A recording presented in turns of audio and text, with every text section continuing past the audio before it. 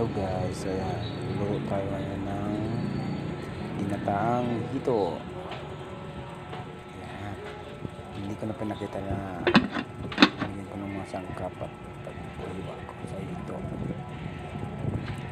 Ayan tayo, hindi kumulo, paksing. Ayan, ito na.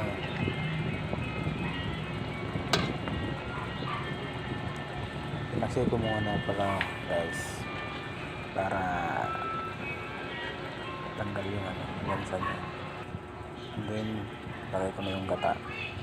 Sinama ko pala nga yung itlog ng hito.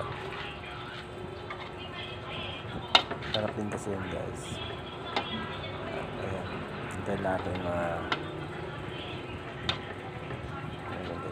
takpan muna natin.